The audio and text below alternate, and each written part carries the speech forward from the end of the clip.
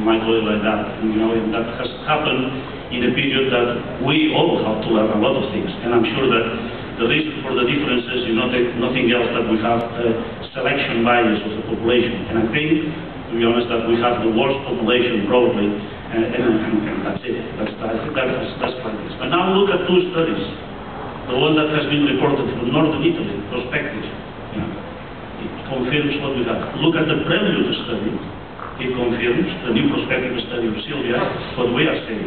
So that I think that is the time to, and we are doing also the same. We are cleaning our database of all these incomplete data that one might have, etc., whatever we're doing, and we are concentrating in the prospective part.